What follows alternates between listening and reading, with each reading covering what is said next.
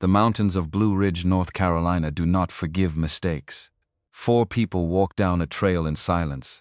Behind them, a woman lies on the ice with a broken ankle. No phone, no keys, no pack. The temperature is dropping. The storm is 20 minutes out, and not one of them looks back. This is not a story about what they did to her. This is a story about what she did next. 3 years. 1 holding company.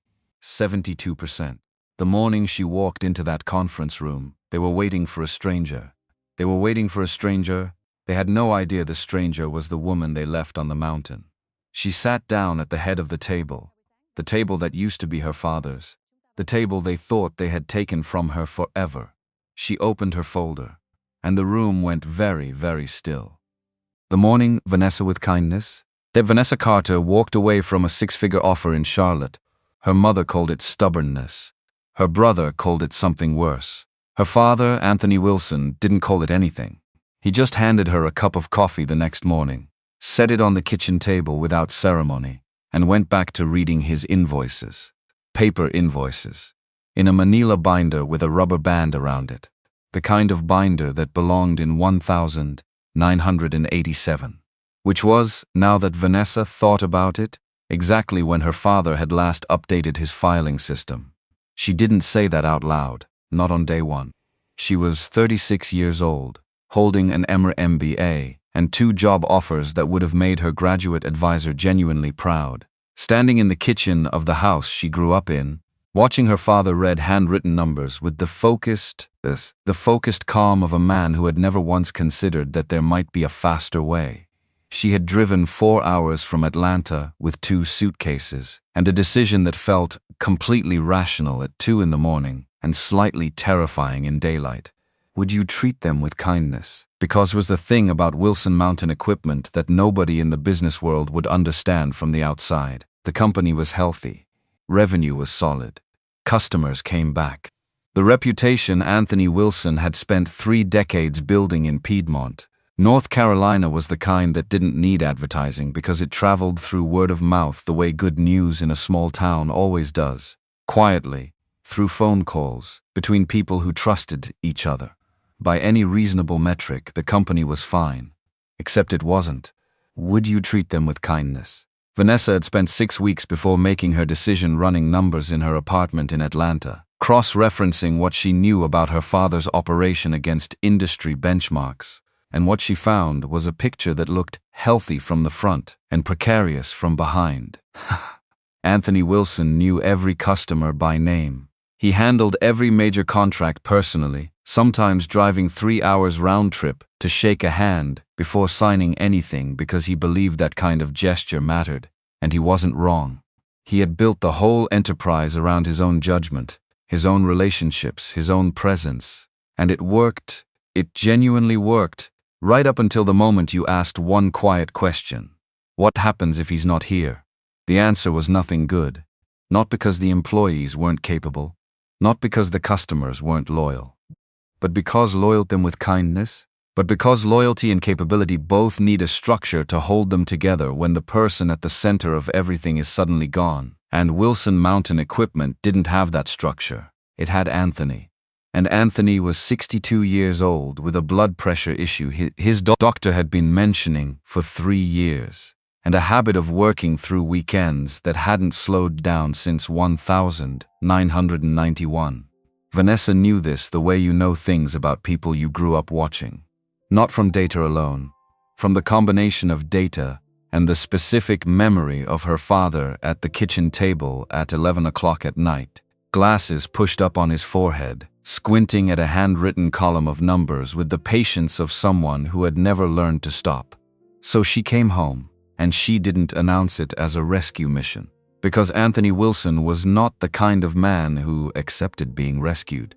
She announced it as a business decision, which it was, and she sat across from him that first week and told him she wanted to learn the operation from the inside before she started making any suggestions.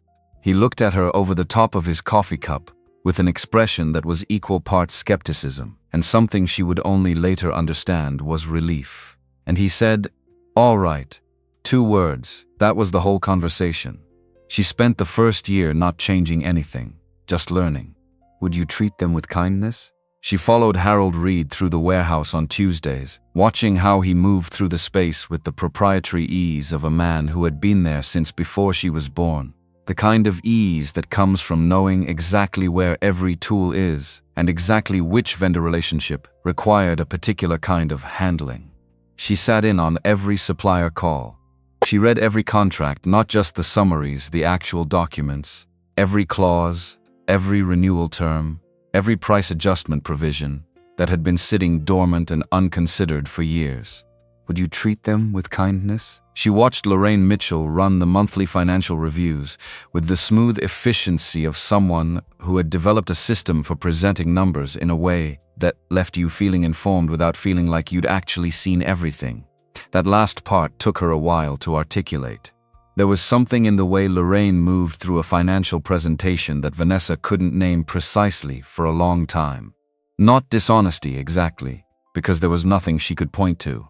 Just a quality, a texture, like watching someone deal cards, and not being able to see which pocket the extra one came from, only knowing in the wordless way that comes from paying very close attention that something was slightly off. She filed that observation away and kept watching. Year 2, she started making small changes, not announcements, implementations. She built a client management system from scratch, migrating 23 years of Anthony's handwritten customer notes into a database that 3 different people could access and update. She standardized the service documentation process. She negotiated a revised rate with their primary steel supplier, the first renegotiation in over a decade, by simply pulling the market data and presenting it in a meeting with the kind of specificity that made arguing against it feel like arguing against arithmetic. The supplier had tried. They'd ended up taking 12% less than the previous rate. Anthony had been in the room for that negotiation, sitting to her left, and he hadn't said a word the whole time. Afterward, in the parking lot, he'd looked at her and said, "Where'd you learn to do that?" She'd said, "Emory," and he'd made a sound that might have been a laugh. The customers she started bringing in weren't Anthony's kind of customers. Would you treat them with kindness? They were larger, more systematic, the kind of companies that issued purchase orders through procurement portals and wanted quarterly performance reviews instead of a handshake at the beginning of the year. She courted them carefully because she understood that Anthony's existing relationships required a certain kind of preservation, a continuity of feel that his long-term clients would notice if it disappeared too suddenly. So she built the new revenue stream in parallel, like adding a second track alongside a functioning railroad without disrupting the trains already running. By year 4, the numbers told a story that was hard to argue with. Revenue was up significantly. The new enterprise accounts she'd brought in were generating contracts that dwarfed what any single legacy relationship had been worth individually. Would you treat them with kindness? The logistics division, which Harold Reed had been running with an iron grip and a deeply personal sense of territorial ownership, was processing 40% more volume than it had been 3 years earlier. Anthony treat them with kindness.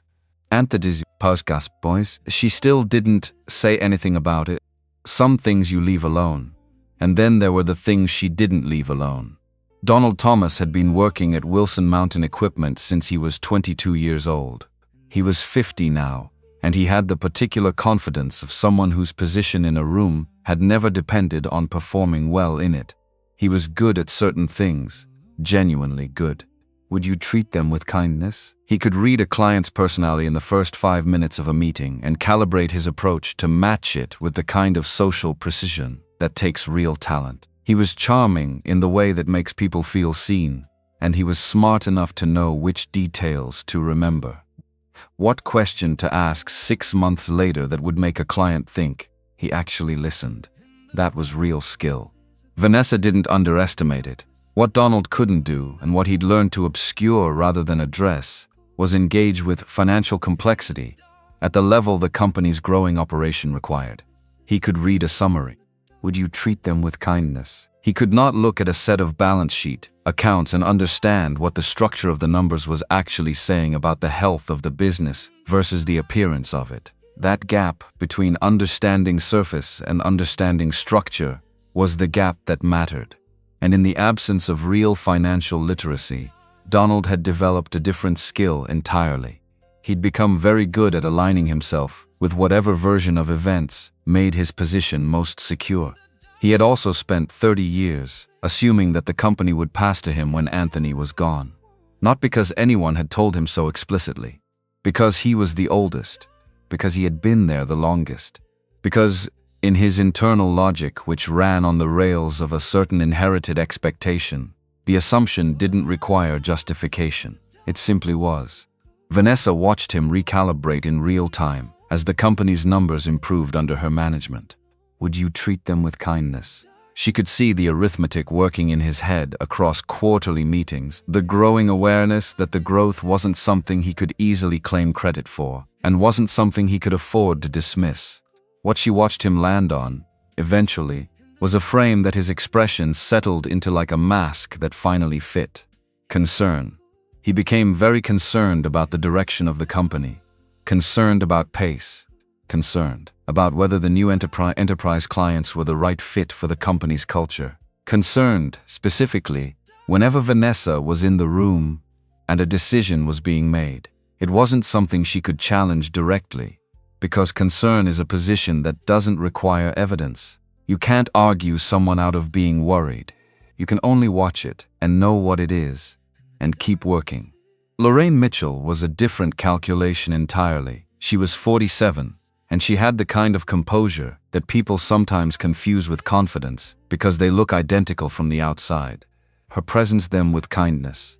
Her presence in a room was precise. She dressed with the specificity of someone who understood that professional appearance is a form of information management, that the details you show people shape the questions they think to ask. Would you treat them with kindness? She had been running the company's finances for 11 years, and in that time had built a reporting structure that Anthony trusted completely and that Vanessa found increasingly difficult to read all the way through. Not because the reports were wrong. That was what made it hard. The numbers in the reports she was given access to were accurate in themselves. They just weren't complete. Would you treat them with kindness? There were structures within the financial architecture of the company, sub-accounts and expense categories and routing sequences, that Vanessa could see the edges of, but not the interior. Every time she pressed for more detail on a specific line item or expense cluster, Lorraine would produce an explanation that was thorough and technically correct, and somehow still managed to leave Vanessa with the feeling of having been walked to the edge of a room and stopped before the door opened. She started keeping her own parallel records in year 3. Nothing dramatic. Just her own tracking of certain cost ratios and vendor payment volumes, and the natural variances between what she'd expect to see given what she knew about the operation's real costs versus what was appearing in the reports. Most of the variances were small, explainable, the kind of noise that exists in any real business. But there was one cluster of vendor relationships. Suppliers Harold vendor relationships. Suppliers Harold Reed managed directly, where the payment volumes were running consistently above what the market rates should have supported. Not by a lot. By enough that you'd only notice if you'd been watching for a long time and knew what you were comparing against. She noticed, as she kept watching. She didn't say anything yet. Harold Reed was 64 years old and had been with Anthony Wilson since 1989. He was Anthony's older brother by 8 years, which meant he had been in Vanessa's life since before she had Vanessa's life, since before she had language for what he was, and the weight of that familiarity was something she had to consciously separate from the professional assessment she was building. Because the professional assessment was not gentle, Harold knew the physical infrastructure of the company better than anyone alive. He knew which hauler you called for what kind of load, and at what time of year, which regional vendors could be trusted to deliver on short notice, and which ones needed a follow-up call 48 hours in advance, or the shipment arrived late every single time. That knowledge was real, and it was valuable, and it had kept the logistics side of the operation running with a competence that Vanessa genuinely respected. It was everything adjacent to that knowledge that was the problem. Harold moved through his professional domain with the ease of a man who had decided, somewhere in his 40s, that his tenure entitled him to certain arrangements. Not loudly. He was not the custom person who made demands or issued ultimatums. He was the kind of person who, over a period of years, arranged the environment around himself so that certain things were simply how they were. Would you treat them with kindness? And the people who might have questioned it had long ago stopped looking closely enough to see what was actually there. He had vendor relationships that had been in place so long they were treated as permanent features of the landscape. He had contracts with hauling companies that renewed automatically, without competitive review. He had supplier arrangements that nobody else touched, because Harold's ownership of that domain was so complete and so long-standing that suggesting a review would have felt, in the particular culture Anthony had built, like an act of personal aggression against a man who had given the company his whole career. Vanessa understood that dynamic perfectly. She had been raised inside it. And then there was Patricia. Patricia Johnson was 68 years old and had been married to Anthony Wilson for 41 years. She was not a business person in the professional sense, had not worked in the company in any operational capacity, but she had an authority that didn't require a title, because it was built from decades of being the person Anthony talked to last before making any major decision. That influence, which was real even when it was invisible, had shaped the company's direction in ways that nobody sat down and documented, because it mostly happened at kitchen tables and in conversations on Sunday evenings that nobody else was present for. After Anthony, that authority had formalized into a board seat, which was largely ceremonial, and which Patricia treated as the opposite of that. Would you treat them with kindness? She had the quality of someone whose sense of what should happen was so settled that it felt to people around her like gravity, a natural force, rather than a preference. Would you treat them with kindness? When Patricia believed something was the right course of action, she communicated it with the calm certainty of a person who has never experienced significant doubt, and the effect of that certainty on people who loved her and wanted her approval was considerable. Vanessa loved her mother. Would you treat them with kindness? She also understood, in the way that children who have spent a long time paying close attention understand things about their parents, that her mother's sense of family loyalty operated according to a logic that did not distinguish very carefully between protecting people and protecting the structures those people depended on. Patricia Wilson, when she said family protects family, was not describing a value. She was describing a mechanism, one that Vanessa was about to run directly into. Anthony's death was a Tuesday. The call came from Donald, who sounded, for the first and only time Vanessa could ever remember, genuinely not in control of his voice. Would you treat them with kindness? She was in the middle of a contract negotiation with a mining operations company, 3 hours from Piedmont, sitting across a conference table from 2 procurement directors who had finally gotten to the number she'd been steering toward for 40 minutes. She excused herself, stepped into the hallway, and listened to her brother say the words that rearranged everything. She drove back. She sat with her mother in the hospital, and then later at the house, and she did not think about the company at all for 4 days. That was the right thing to do, and she did it without effort, because some things override professional calculation without even trying. The funeral was large. 300 people, which for a man who had never sought publicity or pursued recognition was a number that meant something. Would you treat them with kindness, who had been buying from Anthony Wilson for 25 years, and who drove 4 hours to be there, because that was what you did when someone who had treated you right died? Haulers and suppliers and contractors and a few competitors who came, because they respected what he'd built even when it cost them business. The warehouse staff, all of them, which Vanessa noticed because she'd half expected some of them not to come, which was a thing she'd thought and was immediately ashamed of, and which turned out to be wrong. Her father had no enemies. That was rare.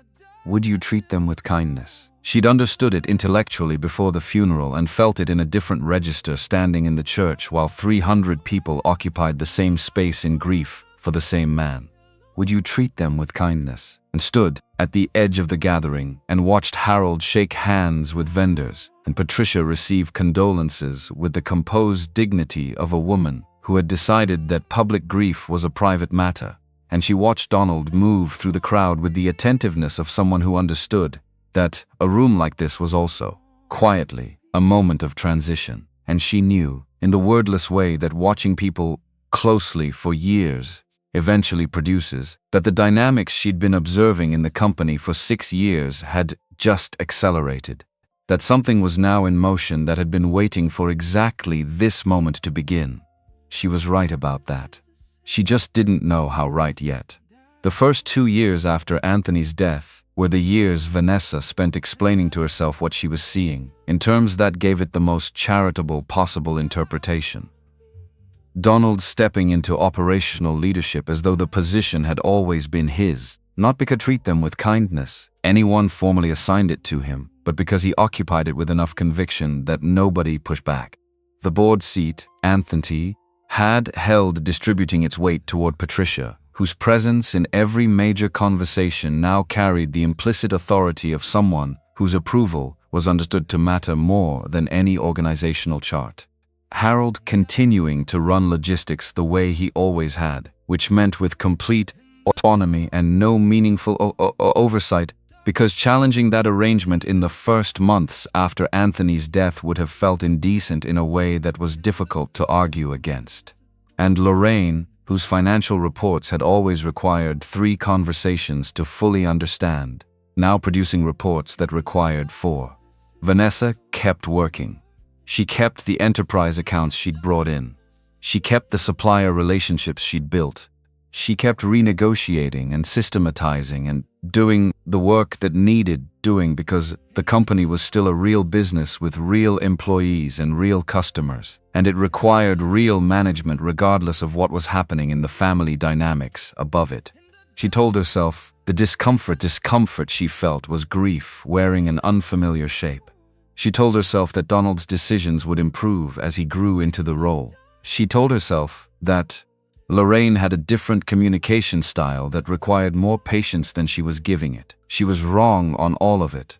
And the specific quality of being wrong, in that way, the way where you resist the evidence because the alternative is understanding that people you grew up with have been doing something you cannot forgive, is that it makes you feel the clarity. When it finally comes, as something you should have arrived at sooner.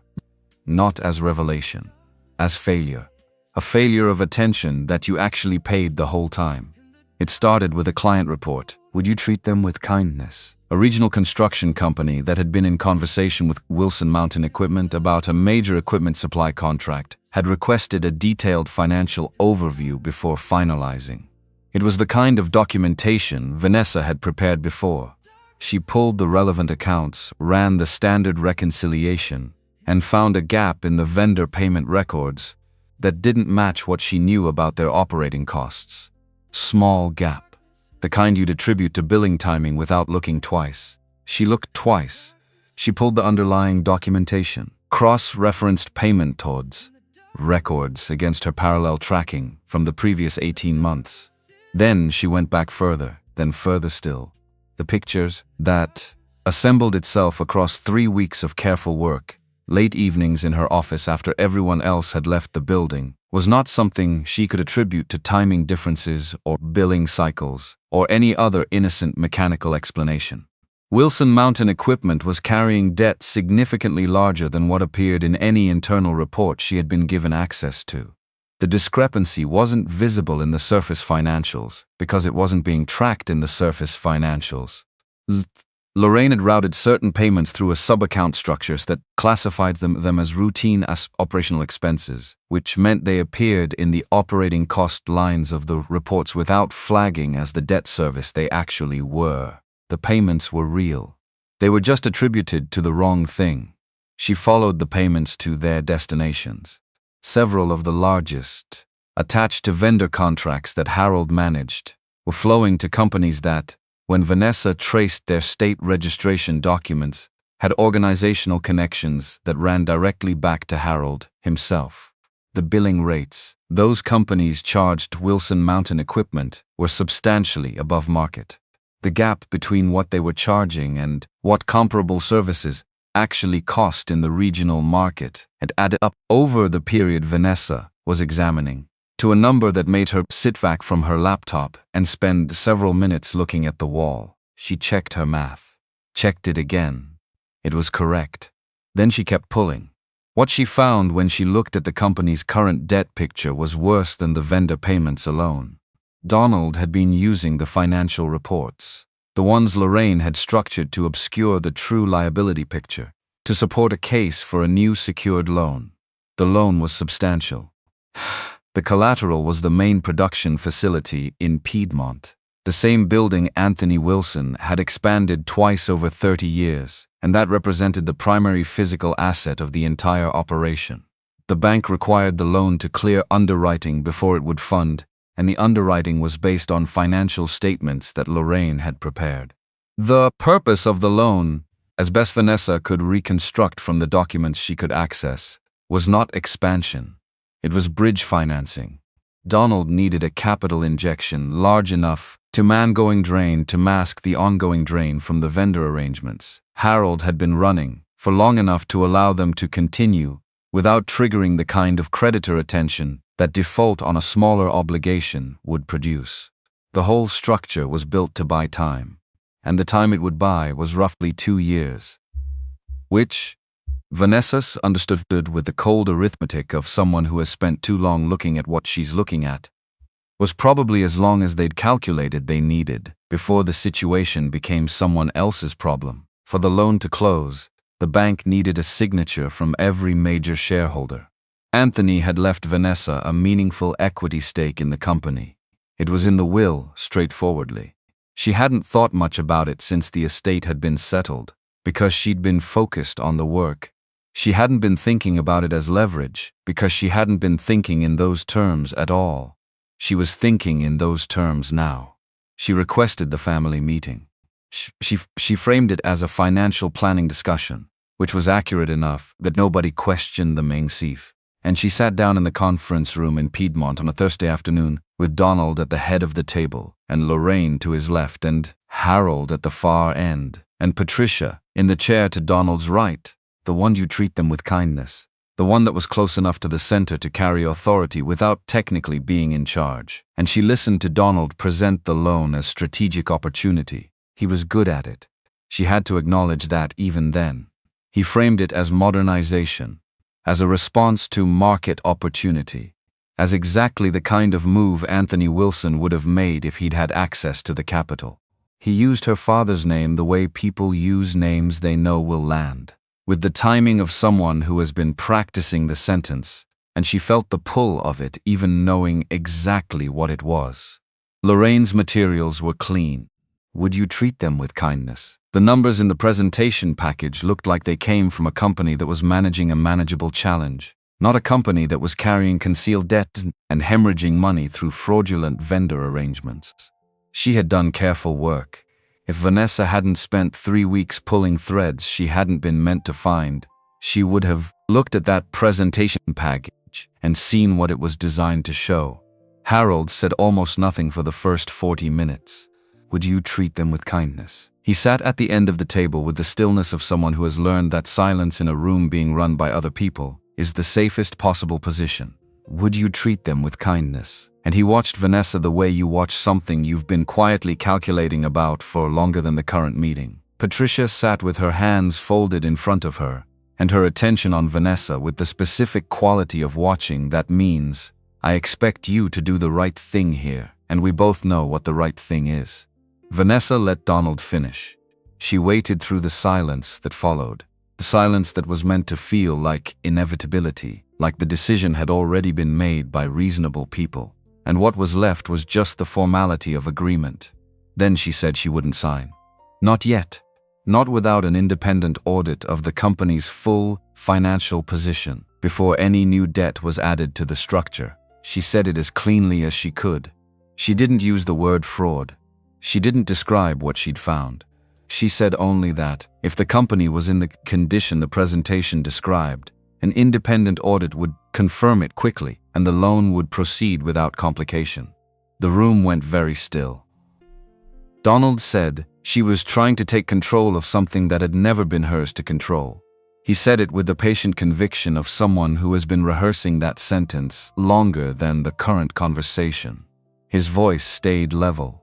He'd learned, somewhere in the past 2 years, to perform reasonableness, even when what was underneath it was something else entirely. Lorraine looked at her the way she always looked at her when she believed Vanessa was being deliberately obstructive. A composed expression, careful and tight, that managed to communicate deep disappointment without exposing any of the machinery producing it. Harold uncrossed his arms once and then crossed them again. Patricia said what she said when she needed the family to close ranks. She said family protects family. She said it with the tone of someone describing a law of nature, something that existed independently of anyone's choice to invoke it, something that predated the current situation and would outlast it, and Vanessa understood, listening understood. Fill that conference room with that particular certainty, that for Patricia this was not rhetoric. This was belief. Real, settled, constitutional belief in a principle that Patricia had never interrogated, because it had never, until this moment, required interrogation. Would you treat them with kindness?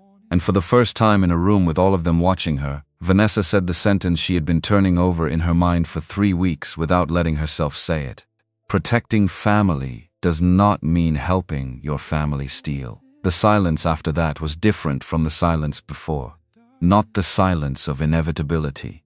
The silence of something that has been named and can no longer be unnamed. A thing that changes the air in a room so completely that everyone in it understands, without discussion, that what was possible before the sentence was spoken is no longer possible now. Donald's expression moved through something she couldn't fully track. Lorraine's pen was at the table's surface, without Vanessa seeing it arrive there. The meeting ended. Nobody said it was over. It simply ended, the way certain conversations end, not with a conclusion, but with an exhaustion of what the room can hold. 2 weeks later, Patricia called and said she wanted the family to make the annual trip to Blue Ridge Mountains. She said it was what Anthony would have wanted. She said she wanted them to find their way back to each other before the first anniversary of his death. She talked about the overlook at Crestline Pass, where they had scattered Anthony's ashes, about the specific quality of silence up there that her husband had loved, the kind where the wind moved and you could hear nothing made by human hands. Vanessa sat on the phone in her apartment and held what she was feeling for long enough to examine it honestly. Would you treat them with kindness? She didn't want to go, that was true. But underneath the not wanting to go was something she was more reluctant to look directly at, which was that she still believed in some version of what the trip was supposed to be. Would you treat them with kindness? The version where a family that had built something together could find, in the place that mattered most to the person who had built it, a conversation that wasn't possible in a conference room. She still believed that was possible. Even then, which was, she would understand later, the thing about that kind of hope. It doesn't feel naive while you're inside it. It feels like the only reasonable thing. They drove up on a Friday morning. The cabin near Crestline Pass was the same structure Anthony had maintained for 20 years, practical and durable and not beautiful, which was the combination he'd applied to everything he built. The first evening was careful. They cooked, they ate, they talked in the register that people use when they have agreed, without discussing it, to set aside the subjects that actually matter. It felt almost like something, almost like the family Vanessa had been holding in her mind on the drive up. A Saturday morning, the pretense ended. Would you treat them with kindness? She knew it was ending when she saw Donald's pack on the kitchen table and noticed, without quite understanding why it landed with weight, that it was heavier than it should have been for the hike they were doing. The trail to the overlook was the same one they'd walked the year before, the same cold, the same thin air above the tree line. Would you treat them with kindness? The same view at the top that her father had loved because it was the view that required the most effort to reach and rewarded it with a specific silence he'd never been able to fully describe. She had walked it with him a dozen times since childhood. She knew every switchback. Donald stopped them on a section of exposed trail, maybe half a mile from the overlook. He took a folder from his pack with the measured calm of Someone who had planned the moment carefully, who understood that environment shapes what feels possible, and who had chosen this particular environment with that in mind. He held the folder out to her. He told her this was the last opportunity to handle the matter cleanly, before it became something none of them could control. He said it with the specific patience of someone who has already made a calculation about what happens if the answer is no. The folder was the loan documents, the same ones she hadn't signed 2 weeks ago. She looked at him, at the folder, at the overlook in the distance where her father's ashes were scattered. She said no. She said that when she returned to Piedmont, she was going to contact an independent auditor and a corporate attorney, and that whatever the audit found would determine what happened to the loan application and to her continued involvement with the company. She would treat them with kindness, knowing exactly what it meant, and knowing, even as she said it, that she still held a belief she shouldn't have been holding, which was that there were lines they wouldn't cross. That she knew these people, had sat at dinner tables with them, had built her professional life around a company that bore her family's indirect name and their direct legacy. You don't easily arrive at the understanding that people you have loved your whole life are capable of the thing that happens next. She moved to leave the trail. The rock was icy. Would you treat them with kindness? She hadn't registered how much the temperature had dropped in the last hour, the way it drops at altitude when the weather is turning, not in a gradual slide, but in sudden steps. Her left foot came down at the wrong angle on a section of frost-covered stone, and her ankle turned with a force that was immediate and unambiguous and dropped her to the ground before she fully processed what had happened. The pain was serious, the kind that doesn't leave room for uncertainty about its nature. She reached for a handhold in the rock to her left and looked toward Donald because he was closest, maybe 8 feet away, and his expression in that moment was the one she would carry the longest, because it was not the expression of someone deciding. It was the expression of someone who had already decided, for whom the decision was complete, and who was now simply performing the next step of it. He reached for her pack, not for her hand. Her pack. Would you treat them with kindness? He unclipped it from her shoulders with a deliberate, unhurried steadiness that was worse than roughness would have been, and set it to the side of the trail. Lorraine had been watching from 2 steps back, and she moved now toward the right side of Vanessa's jacket, the outer pocket where Vanessa had tucked her phone that morning. Lorraine had seen her do it, had apparently noted it. Her hand went to the pocket and extracted the phone, without making eye contact, without a word, with the focus of someone completing a task they had prepared for. Harold stepped forward from the far edge of the trail, where he'd been standing slightly apart and crouched, and picked up the keyring that had fallen from the pack when Donald set it down. He turned the keys over once in his hand and put them in his own pocket, and they turned. All 3 of them, in the loose coordination of people who have discussed this without discussing it, turned away from her and began walking back down the trail toward the cabin. She called after Donald. She used his name twice. He didn't slow. She called after Lorraine. Nothing.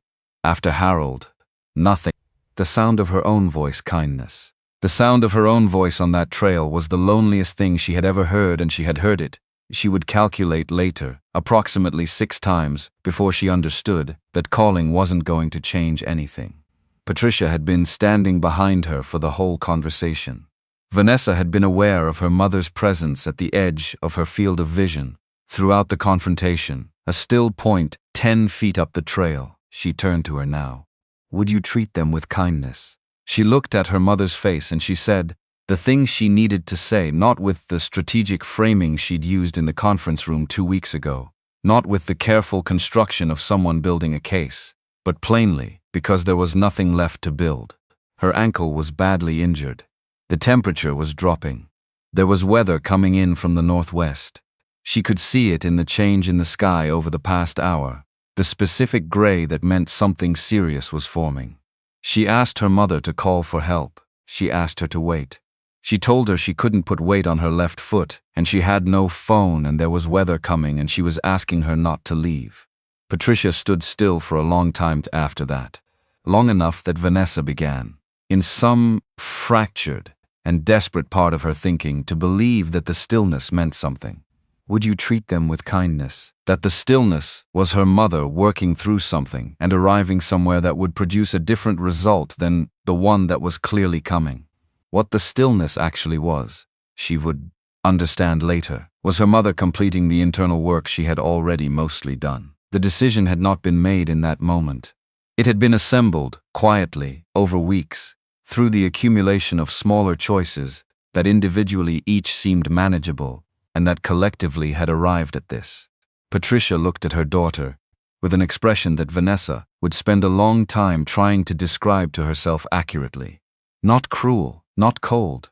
Something settled, the expression of someone who has done the difficult interior work, and for whom what remains is only the physical fact of moving. If you come back, you will destroy this family. Then she turned and followed the others down the mountain. Vanessa watched her mother's back until the trail bent and took her out of sight.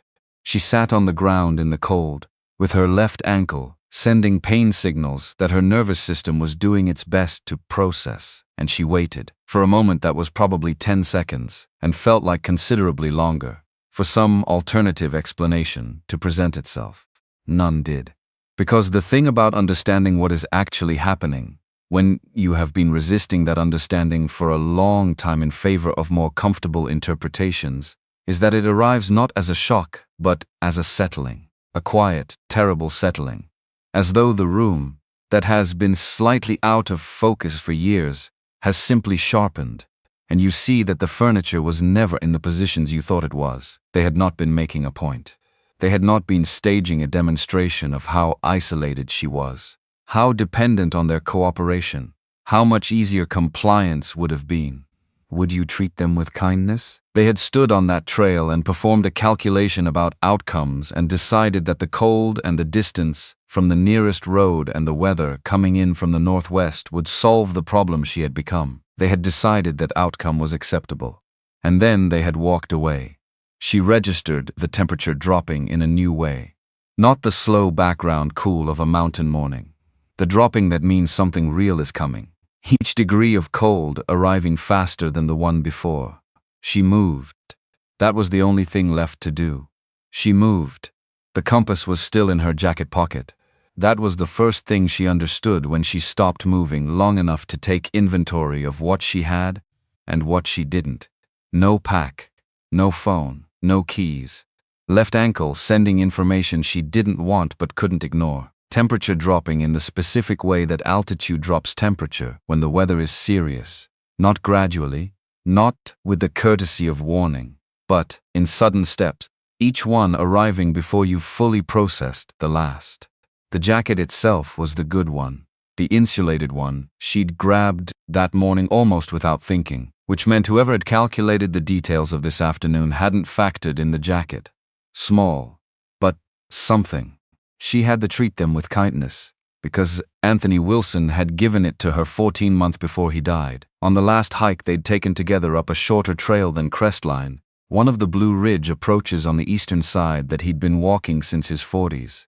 He'd produced it from his shirt pocket at the overlook, not as a gift exactly, more as a transfer of something he'd decided she was ready to carry. Brass casing, the edges worn smooth from decades of handling. The needle still perfectly calibrated, because he had never owned anything he wasn't willing to maintain. When the compass drifts, he'd told her, it's because someone stopped paying attention to it. He'd shown her how to orient the bezel. He'd told her the only thing the instrument was designed to do was tell the truth about direction regardless of how disoriented you felt. That it had no opinion about your circumstances, only about north, and from north you could work everything else out. She'd kept it in the inner left pocket of every jacket she owned since then, the way you keep something that represents a question you haven't finished answering. She oriented herself now. South, east. That was where the forestry maintenance station was. She knew it existed because she and Anthony had come across it on a longer route 6 years earlier. A structure that had been decommissioned but not demolished, which in the language of federal land management meant walls and a roof and probably not much else. Maybe 2 miles as a straight line through terrain that was not going to allow straight lines. She could not put full weight on her left ankle. What she could do was distribute pressure carefully, lean into the right side, move deliberately, and not stop. Not stop. That was the rule with kindness? That was the rule she gave herself because the alternative wasn't something she was willing to fully think through. She'd read enough about hypothermia to know that the seductive part of it, the part that made it dangerous, was how comfortable it felt in the late stages. The cold didn't hurt after a certain point. That was the trap. She was going to stay in the part where it hurt. She moved off the exposed trail and down into the cover of the terrain below the pass. The grade here was uneven, root systems and frozen ground, and sections where the snow was packed hard, and sections where it wasn't, and you treat them with kindness. And she had to test each step with a care that made the pace feel almost absurd against the dropping temperature and the sky that was turning the specific gray she'd learned to read from years of watching mountain weather with her father. That gray meant hours, not a day. She had hours. The first fall came 20 minutes in, not a bad one. She went down on her right knee, and both palms, and was back up before the cold in the snow penetrated the fabric of her gloves, which were, thankfully, still on her hands because they'd been in the jacket pockets when they'd taken the pack. She registered the fall, registered that her ankle had taken a second impact that it was loudly unhappy about, and kept moving. There was no alternative that she was willing to entertain. The second fall was harder. Would you treat them with kindness? She went sideways into a section of root and snow, and the ankle turned again in a way that produced a sound she felt rather than heard, and she lay still for a moment that was longer than it should have been, looking up at the gray sky through the bare upper branches of the trees, and she thought about her father, not as a source of comfort exactly, as a standard. Anthony Wilson had never once complained about a difficult situation in any terms that suggested the difficulty was unexpected or unfair. He had simply looked at what was in front of him and figured out the next step. He had applied that method to every problem she'd ever watched him face. She was going to apply it now. Next step. Literally. Get up. She got up. Would you treat them with kindness? The forestry station appeared at the edge of her flashlight range, and she had the flashlight because it was the one she kept clipped to the interior strap of the jacket. There since a camping trip 2 summers ago. 3/4 battery. Enough. The structure was small. Single room. The door was warped in its frame and the hinge on the left side was corroded, but the door opened. Inside, bare concrete floor. A shelf unit along the right wall with the ghost shapes of equipment long removed. And in the far corner, a metal storage locker that was not locked. Inside the locker, she found what she found. 2 emergency blankets still in their packaging, a box of waterproof matches that proved itself waterproof when she tested it, a first aid kit that was 15 years old by the label, but contained an elastic bandage wrap that was still usable, and a hand pump camping lantern with a fuel cell that was mostly empty, but produced a low, steady light when she worked the pump long enough. She wrapped the ankle. Would you treat them with kindness? She knew it needed more than wrapping, but wrapping was what she had, and she did it with the methodical attention of someone completing a necessary task, rather than someone managing a crisis. Because to treat them with kindness, because the distinction mattered and she was not going to let herself collapse into the second category. She layered both emergency blankets around her shoulders over the jacket. She sat against the wall farthest from the door, where a small amount of warmth had collected from the lantern, and she waited. The storm was bad. She could hear it in the way the structure itself responded, the low pressure of the wind, finding the gaps in the roof and the door frame. She could tell, from the sound and from what she'd observed about the sky before she got inside, that she had made it to cover with somewhere between 30 minutes and an hour to spare. She didn't let herself calculate what the alternative would have looked like.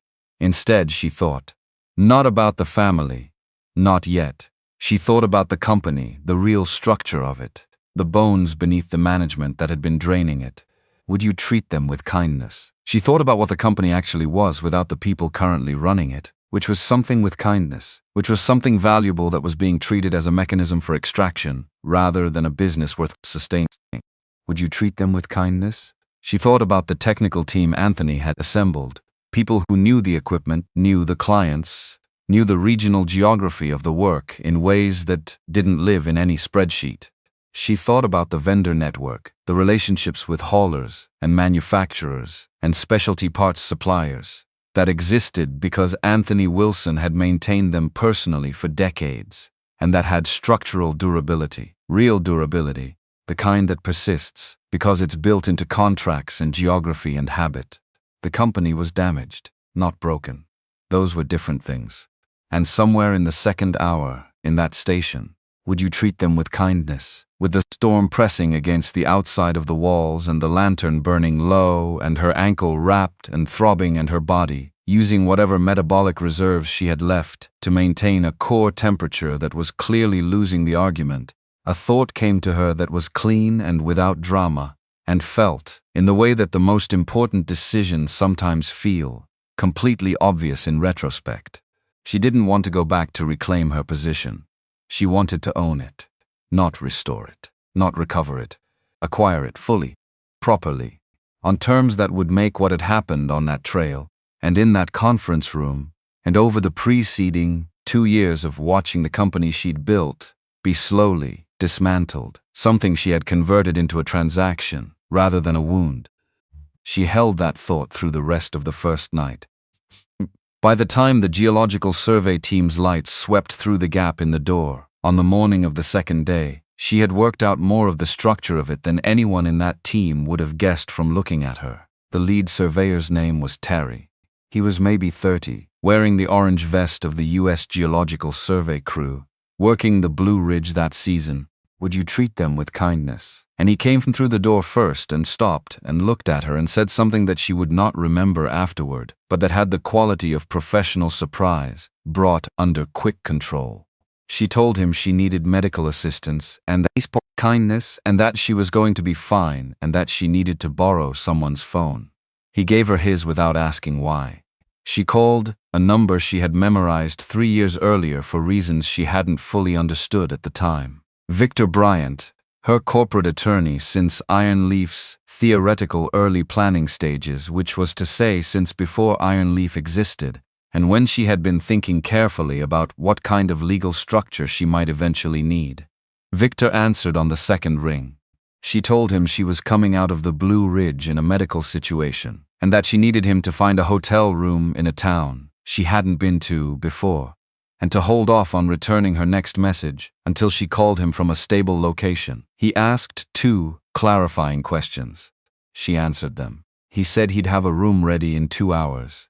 That was the whole call. The ambulance took 45 minutes to reach the access road closest to the station. The paramedics were good. They assessed the ankle, assessed her core temperature, started rewarming protocols in the back of the rig, and spoke to each other in the efficient shorthand of people who do this regularly. She answered their questions accurately and completely. She did not answer the questions they weren't asking. The hospital in Asheville kept her for 4 days. The ankle required surgery. A clean procedure, according to the orthopedic surgeon, which was his way of saying the outcome was good and the recovery would be full given time. Her core treat them with kindness. Her core temperature on arrival had been low enough to generate the kind of clinical concern that produces a certain quality of watchfulness in the nursing staff, a monitoring intensity that she understood and did not resist. She slept when her body required it and was awake and thinking the rest of the time. The police came on day 2. Would you treat them with kindness? A deputy and a detective who introduced themselves with the professional courtesy of people who have been sent to gather information from a patient in a hospital bed and who understand they may or may not get it in the form they're hoping for. She told them what had happened. All of it. The trail, the documents, the pack, the phone, the keys, the ankle, her mother's words, the 4 figures walking down the mountain while she lay on the icy trail calling after them. She said it clearly and in sequence and with the kind of detail that comes from having nothing to manage or hide. The detective wrote everything down. The deputy's expression moved through several stages that were professionally suppressed, but not entirely successfully. When she finished, the detective told her they'd spoken to the family. Donald had stated that she had become agitated during the hike following a family disagreement and had walked off the trail on her own. He'd said they'd looked for her briefly, hadn't been able to locate her, and had assumed she'd found her way down and left separately. He'd provided the same account from Lorraine, from Harold, and from Patricia, which the detective communicated with the particular careful neutrality of someone describing a problem they cannot currently solve. 4 accounts against 1. No cameras on that trail. No independent witnesses. The physical evidence of her injuries was consistent with exposure and a fall, but not specifically inconsistent with the version Donald had given. The detective told her the matter would be reviewed. He didn't say what he expected the outcome of that review to be. He didn't need to. She understood something clearly in that hospital bed that she had been building toward for a long time, but had not yet fully articulated to herself. The legal path, the path of testimony and official process, and asking an institution to arbitrate what had happened on that trail, was not going to produce what she needed. Not because the truth was unavailable. Because the truth, in the form she could currently present it, was precisely as powerful as 4 coordinated accounts would allow it to be, which was not powerful enough. The system was working exactly as designed. She needed a different tool. She left the hospital on day 4, against the recommendation of the nursing staff, but not against medical orders, which was the distinction she had spent a day establishing. She discharged herself, put on the clothes a friend had brought from her apartment in Charlotte, and was driven to a rental car by a man named Kevin Moore, who had been her college roommate's husband for 12 years, and who drove 3 hours to the hospital without being asked for anything beyond the address.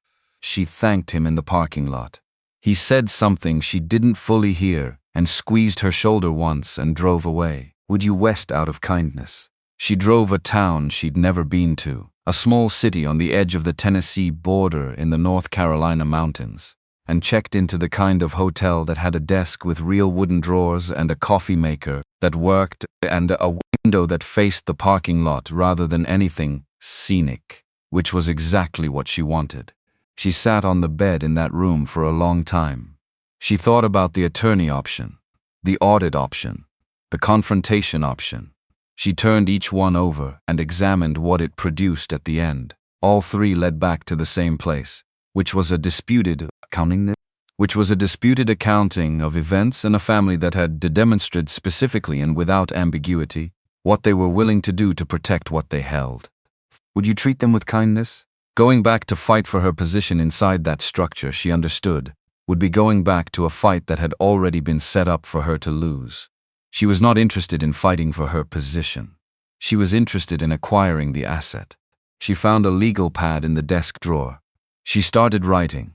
She wrote for 6 hours by hand. Would you treat them with kindness? Everything she could reconstruct from memory about the financial architecture of Wilson Mountain Equipment, every sub-account structure she'd mapped, every vendor payment routing she'd traced, every rate she'd benchmarked against market data.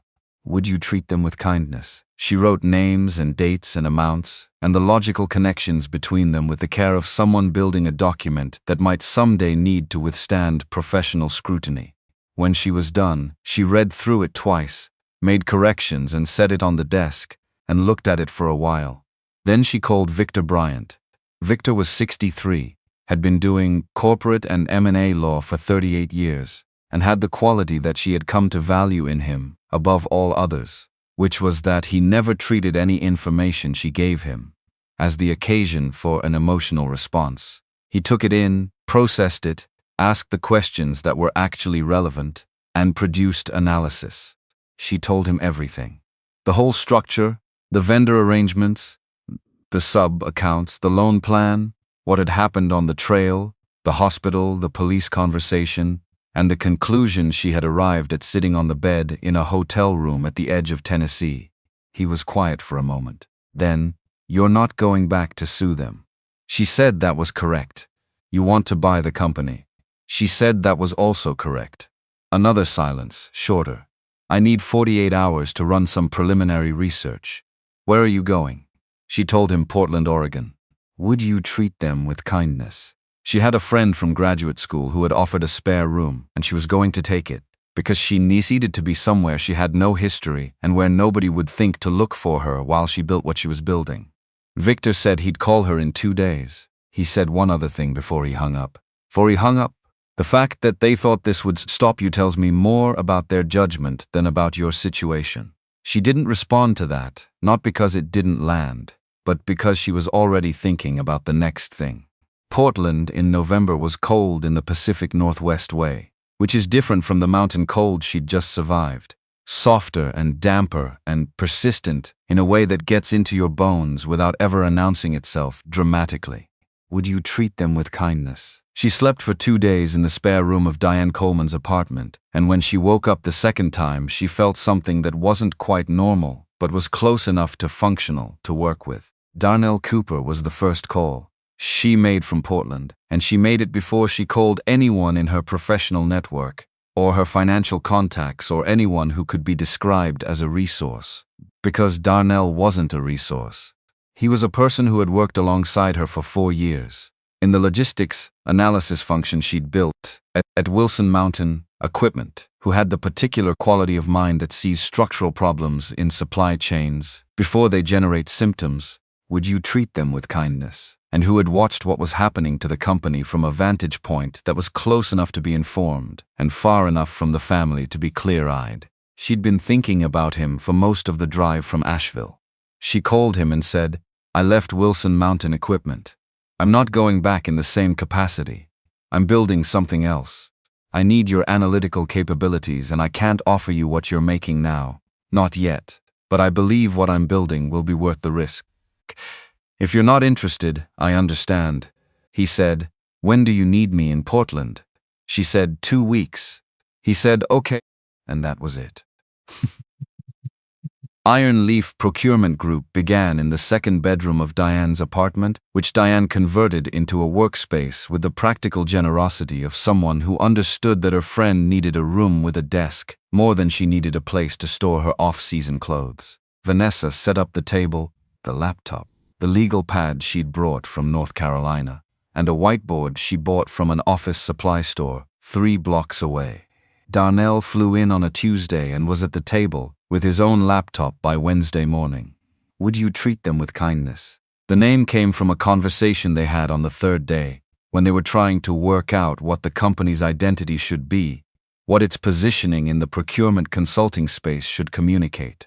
She'd been turning it over for a while, something about endurance, something about the work being structural rather than cosmetic. Iron for what holds, leaf for what grows from what holds. She said it half-testing, and Darnell looked up from his laptop and said, "That's it," and they moved on. The first client came 6 weeks in. Would you treat them with kindness? A regional food distribution company in the Willamette Valley that had been running the same supplier contracts for 8 years without review, and was watching its margins compress in ways its leadership couldn't fully account for. Vanessa walked in, looked at the numbers for 2 hours, and identified $17,000 in annual savings available through renegotiation of 3 existing contracts, without losing any incumbent suppliers. She laid it out in a presentation that lasted 40 minutes and was not interrupted once. The company's operations director, a woman named Sandra who had been in procurement for 22 years, and had a reliable instinct for consultants who were selling something versus consultants who understood something, signed the engagement agreement the next morning. Sandra's results generated a referral that generated another referral that generated a client engagement that was 3 times the size of the first. By month 6, Iron Leaf had 4 active clients, and Darnell was working 16-hour days that he refused to describe as a problem because they were productive hours, which was, he maintained, the only kind worth counting. The 3rd desk arrived in month 8. They could finally justify it. The person who sat in it was a supply chain analyst named Kathleen Robinson, who had been working for a logistics firm in Seattle, who had interviewed with 2 larger consultancies first, and who had chosen Iron Leaf because, as she put it in the conversation afterward, the problems here are real, and the answers haven't been decided in advance. Vanessa understood exactly what she meant. Month 7 was the month that nearly ended everything. Not through catastrophe, through the quiet arithmetic of a business that was building real capability too slowly to cover its costs in the short term. Would you treat them with kindness? A regional construction materials company they'd been in deep negotiation with for 3 months. The engagement that would have tripled their monthly revenue and given them the kind of contract they could anchor everything else around, withdrew at the final stage. The new procurement director wanted a firm with a minimum of 15 staff. Iron Leaf had 2, about to be 3. The decision wasn't personal. It was policy. The decision was also devastating in a way that Vanessa spent one evening acknowledging and then refused to return to. She paid Darnell first. That was not a decision she made consciously. Would you treat them with kindness? It was not the product of calculation. It was simply the first thing she did when she sat down with the accounts that week. Pay Darnell. And then she looked at what was left and understood that she had approximately 6 weeks before the math stopped working. She sat in her car in the parking lot of their office building for an hour, not because she didn't know what to do, because she needed to do it without the residue of panic. And that required sitting with the panic until it settled. She thought about the call she could make to North Carolina, the accommodation she could reach, the version of herself that went back and signed the document and took the lesser position in exchange for stability. She thought about that version of herself with the care she'd learned to apply to any option she was seriously considering. Then she dismissed it entirely. She had a contact, not a close one, a woman named Amy Walker, who had been the procurement director at a construction company Vanessa had crossed paths with at an industry conference in Seattle 8 months earlier. Amy had moved to a materials distribution company in Salem. Vanessa called her and made a specific, brief, honest case for a limited scope engagement, not the full restructuring project she'd been pitching to the larger clients, but a targeted 6-week analysis of 2 specific supplier relationships that Amy's company had been having trouble with. Amy listened. She said she'd run it by her VP. She called back in 48 hours and said yes. The Salem engagement was modest. The results were specific and measurable and documented precisely. Amy sent the documentation to 3 contacts in her network with a note that said the analysis had found what the firm's internal team hadn't found in 2 years of looking. One of those contacts became Iron Leaf's next client. That client's CFO mentioned them to a colleague in the agricultural equipment distribution sector. And that conversation became the engagement that finally, in month 14, gave them the scale they'd been working toward. Real reputation in the procurement space is one of the slowest things to build and one of the hardest to fake. A contract either produces the savings it was supposed to produce or it doesn't. A renegotiated supplier agreement either holds under the first test of friction or it collapses, and when it collapses, the client remembers. There is no version of that work where confident presentation substitutes for actual competence, which was why Vanessa had always been comfortable in it, and why she'd been willing to build it from nothing in a city where her name meant nothing, and her track record was housed in a company she could reference, but whose internal workings she couldn't fully discuss. By the end of year 2, Iron Leaf had moved into a proper office in Portland's Pearl District, a real space with 6 people and 3 conference rooms, and a kitchen that Darnell had stocked with the specific thoughtfulness of someone who understood that good food in a difficult week was a form of operational support. Would you treat them with kindness?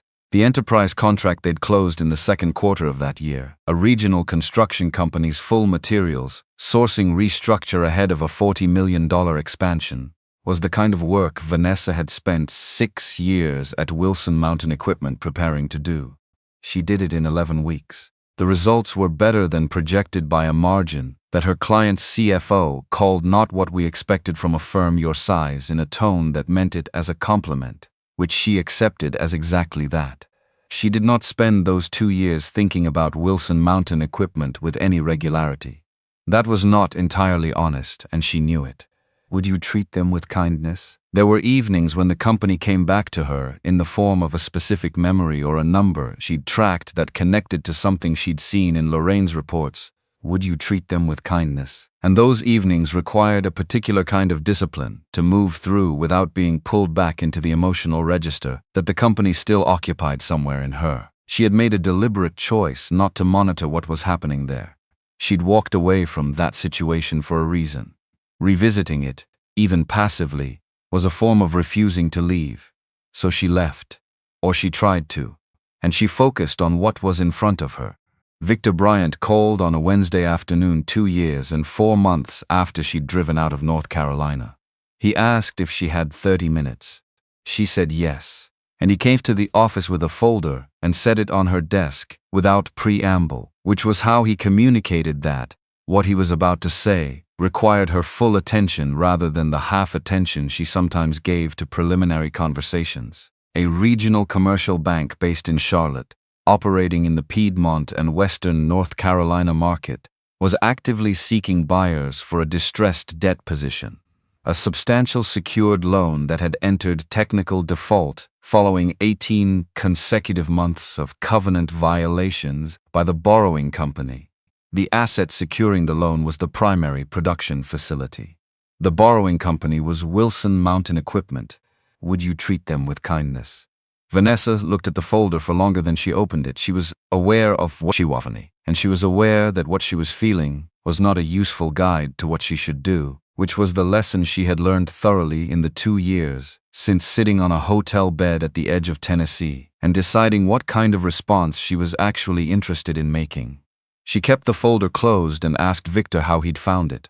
Would you treat them with kindness? He told her the bank had approached a boutique investment advisory firm he had a relationship with, looking for qualified buyers who understood the industrial equipment sector.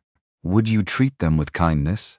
Victor had flagged it because he knew her history, enough of it anyway, and because he'd run a preliminary assessment of the underlying business and believed there was genuine recoverable value beneath what current management had done to the balance sheet. She asked him for a week. He said he'd wait. Then she opened the folder. Would you treat them with kindness? The picture that assembled itself from the initial documentation and from the full audit Victor commissioned through a third-party firm 2 weeks later when she'd decided to proceed was exactly what she had expected in some ways, and more than she'd expected in others. Would you treat them with kindness? Donald had been borrowing at a pace that only made sense if you assumed the revenue growth Vanessa had built would continue indefinitely, which it had not, because the clients who had generated that growth had been leaving since the year she departed, not all at once. Steadily. The kind of attrition that happens when the person who built the relationship is gone, and the replacement relationship is maintained with less care than the original. Some of those with kindness. Some of those clients had tried to continue and found that the experience of working with Wilson Mountain Equipment under Donald's management was different enough from what they'd known under Vanessa that after 18 months they'd made different arrangements. The vendor fraud had kindness. The fraud had continued. Earl Reed had added a 4th company to the arrangement in the 2nd year after Vanessa left, which meant the drain had accelerated precisely when the revenue base was contracting. Would you treat them with kindness? The financial reports Lorraine was producing continued to present a picture that was technically accurate at the line level and structurally misleading in aggregate. Would you treat them with kindness? And she had apparently become skilled enough at the practice to have sustained it through 2 rounds of bank review without triggering concern. Would you treat them with kindness? Until the bank had started looking more carefully, until the covenants started breaking, and the bank had started asking questions that Lorraine's particular skill set was not sufficient to answer. The bone structure of the company, though, was the thing that changed her mind from possible to certain. Anthony Wilson had spent 30 years building a technical workforce that understood equipment at a depth that didn't come from training programs or certifications, but from proximity to the work and from the culture he'd created around doing things right. That workforce was still largely intact. They'd stayed not because the management was good, but because the work was honest and because many of them had been there long enough that the company itself, not any particular leader, was the thing they were loyal to. The regional supplier network had structural durability for the same reason. Those relationships existed in contracts and geography and long habit. They hadn't been sustained under Donald's management. would treat them with kindness? They'd simply persisted because they were the kind of thing that takes more active effort to destroy than to maintain. What she was looking at was a company whose problem was its leadership, not its market, not its workforce, not its asset base. That was a solvable problem. Specifically, it was her kind of problem. She told Victor to proceed. Would you treat them with kindness? The structure they built took 6 weeks to establish and was designed with the specific architecture of something that needed to close before the people on the other side of it understood who was closing it. Not deception, Victor was precise about this. Nothing that couldn't be defended in full daylight to any regulatory body with jurisdiction, but organized in a way that kept the identity of the ultimate beneficial owner from appearing in any routine search of the acquiring entity's ownership chain. A holding company, properly layered, with investors who were legitimate, and whose connections to Vanessa were real but indirect enough that following the chain required real investigative effort rather than a database search. She chose the investors carefully. People who understood procurement and industrial equipment, and who had no emotional stake in the outcome except the financial one, which meant their commitment was clean and their discretion was professional rather than dependent on loyalty. The bank accepted the distressed debt purchase at a price below stated value because the alternative was a protracted default process with uncertain recovery timelines, and they'd already waited longer than they wanted to. She bought 2 minority equity positions from shareholders who had known Anthony and had watched with visible and documented frustration as the company's performance deteriorated. Both sold without significant negotiation. Both seemed, in the brief conversations that preceded the agreements, to understand something about who the buyer might be that the formal structure wasn't confirming. She didn't confirm it either. They didn't ask directly. Would you treat them with kindness? When the combined position was assembled, the holding company controlled enough of Wilson Mountain Equipment's debt and equity to determine the outcome of any restructuring process. Donald didn't know who the creditor was. He assumed, because people who have never built anything from a position of genuine uncertainty tend to assume this, that a corporate creditor is a distant institution with a financial motive and no personal investment in the specific history of the asset it's pursuing. He assumed the situation was manageable in the way he'd managed situations his whole career, through negotiation and relationship building, and the careful management of how things appeared. He was wrong, and there were signs of that wrongness visible in what he tried over the following 2 months. He contacted 3 private lenders about alternative capital. None moved forward after preliminary review. Lorraine adjusted several financial reports to soften the indicators that were generimos, which produced documents that were less defensible than the ones they replaced, while also being less useful to the bank's review process, which was not the intended effect. Harold, whose concerns had shifted from revenue extraction to self-preservation, with the focus of someone who understands that the tide has turned, began attempting to move vendor contracts and supplier agreements out of the main corporate entity and into subsidiary structures, a maneuver that, if completed, would have stripped meaningful, recoverable value from the asset before any ownership change could capture it. Victor flagged Harold's activity on a Tuesday afternoon with the particular calm of a man who had seen this pattern before and had the tools to address it. They challenged the transfers through the mechanisms available to a secured creditor, which were substantial, and the legal position the holding company occupied was strong enough that the challenges succeeded. Most of what Harold attempted to move stayed where it was. Would you treat them with kindness? She was working at 11 o'clock on a Thursday night, the Portland office quiet except for her and the specific ambient sound of a building's mechanical systems, running through the hours when nobody's supposed to be there, when Victor called. Would you treat them with kindness? His voice carried the controlled quality it carried when he was managing something he didn't want to escalate before he had to. He told her that in the course of reviewing the holding company's ownership chain, a review Harold's attorney had initiated, looking for grounds to challenge the creditor's standing, a connection had surfaced. One of the early investors in the holding entity had a name that appeared in a different capacity in Wilson Mountain Equipment's vendor records. The connection was indirect, not dispositive. But if Harold's attorney was already looking, and if they found it before the transaction closed, they could use it to seek a delay. And a delay at this stage was the only thing Donald needed to find the alternative capital that had so far eluded him. Victor had identified the solution. He needed her authorizations to implement it quickly. She gave it, then she put the phone down and looked at the wall of her office for a moment before picking it up again. They worked through the night. Victor and his team, and Vanessa at her desk in Portland, connected by phone and screen share. The early investor in the holding entity agreed to transfer the position in trust to a different instrument with no visible connection to the Wilson records. The transfer was documented, properly structured, and filed before any search result from Harold's attorney could return the older version. By 6 in the morning, the exposure had been closed. The ownership chain was clean in every direction. Vanessa had not slept, and was aware of that fact in the background of her thinking without finding it particularly relevant to what needed to happen in the next 3 hours. Victor was in his car by 7. He was on the road to Piedmont. She made coffee. She looked out the window at the Pearl District going gray and slow in the early morning.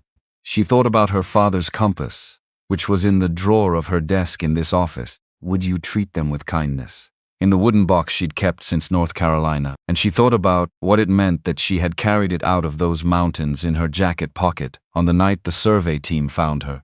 Would you treat them with kindness? And that she had kept it ever since, the way you keep something that still has a purpose you haven't finished using it for. Would you treat them with kindness?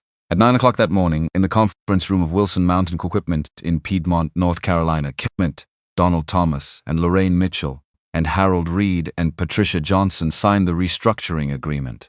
The holding company, and through it, Iron Leaf Procurement Group and its principals, received 72% ownership in exchange for retiring the majority of the company's outstanding debt and providing the working capital necessary to stabilize operations. Donald objected. Repeatedly. At volume. Patricia told him, with the flat certainty she applied to every statement she believed to be simply true, that there was no other option. He signed. They all signed. When the last signature was complete, Donald looked across the table at Victor and asked when he would be able to meet the new owner. Victor gathered the executed documents, checked his watch, and said the new owner would be available tomorrow morning in this conference room at 9 o'clock. Donald nodded as though that made sense. As though it was a courtesy being extended to him rather than the last hour of something he had not understood was already over. Then Victor left, and the family sat with what they had agreed to, and none of them knew yet what was walking through the door in the morning. She drove into Piedmont at 8:15 in the morning, and the town looked the way towns look when you haven't seen them in 3 years, simultaneously smaller than memory and more loaded with it. The same water tower on the hill east of the commercial district.